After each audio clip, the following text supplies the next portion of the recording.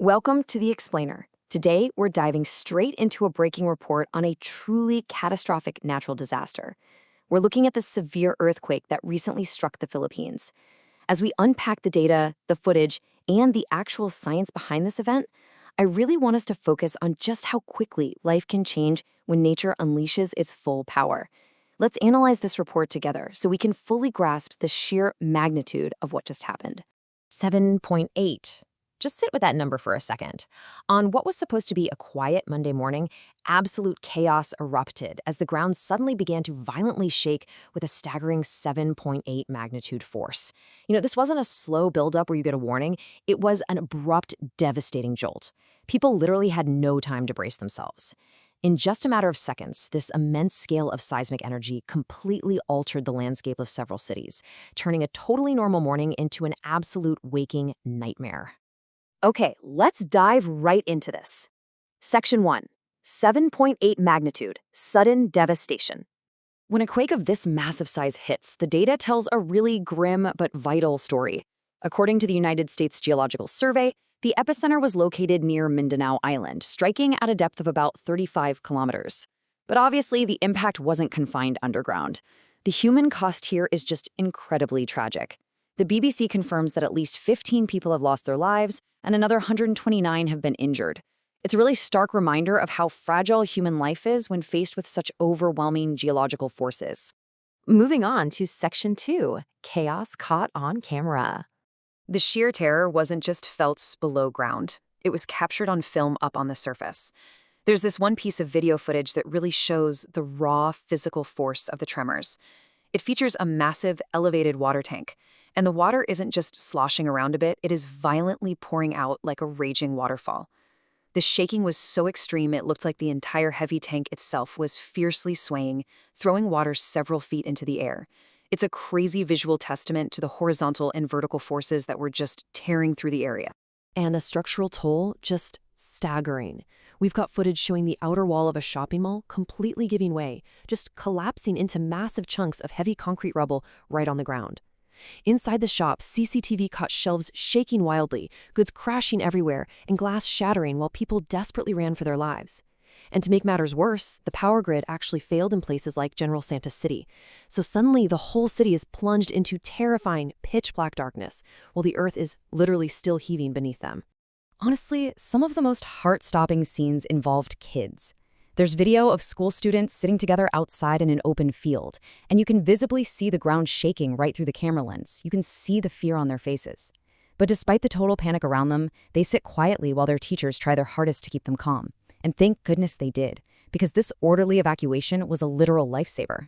A section of one of their school buildings actually collapsed, but because they got out just in time, those students survived. And this brilliantly illustrates the absolute chaos out on the streets. Dash cams are showing vehicles just screeching to a halt. People are abandoning their cars right in the middle of the road, sprinting toward open spaces. And right as they run, a section of a nearby building just crashes down, instantly filling the street with debris and this massive cloud of dust that completely blots out the sky. The trauma was so intense that officials reported people crying out in fear, and some folks actually fainted from the overwhelming shock. Listen to this quote. "I have never felt such a powerful earthquake in my life." That's from Benji Achinta, the police chief of Alabel town over in Sarangani province. When seasoned first responders, people who see disaster all the time, tell you they've never experienced anything like it, you really start to understand the unprecedented nature of this quake. In fact, the shaking was so intense that even his own police stations suffered structural cracks. Which brings us to Section 3, tsunami warnings and aftershocks. Because unfortunately, the nightmare definitely did not end when that initial shaking stopped. A 7.8 magnitude earthquake sets off a massive chain reaction.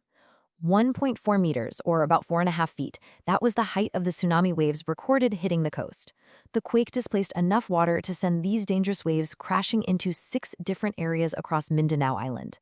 It really shows how the threat went way beyond falling buildings. The ocean itself instantly became a major hazard. And that ocean hazard triggered a regional panic. Tsunami alerts had to be rapidly issued way beyond the Philippines. Neighboring nations like Indonesia, Malaysia, Japan, and even Guam had to go on high alert. Now, thankfully, the ocean eventually settled down, the threat diminished, and those international warnings were safely withdrawn a few hours later. But talk about a massive scare. However, back on land, the danger was far from over. Just take a look at this number. Over 138. That is the sheer number of aftershocks that hammered the region in just a few short hours after the main quake. And what's even crazier is that 128 of those hit within the very first hour alone. A lot of these were strong enough to force residents to run right back out of whatever shelter they had just managed to find. And scientists are warning us that this is a severe, ongoing danger. These aftershocks aren't just a one-day thing. They can persist for days, weeks, or even months. Think back to those buildings we talked about earlier, the police station with the cracks, the school that partially collapsed. Those structures are incredibly compromised right now. Every single new aftershock basically turns those weakened buildings into ticking time bombs. Now for Section 4, Why Here? Understanding the Ring of Fire. This brings us to a really crucial question. We've seen the devastation, but we need to understand the why. Why do earthquakes so frequently occur in the Philippines? Why does this specific country face such a huge burden of natural disasters year after year? Well, the answer actually lies deep beneath the ocean floor. So the crucial point here is something called the Ring of Fire. The Philippines sits squarely in one of the most dangerous seismic zones on the entire planet.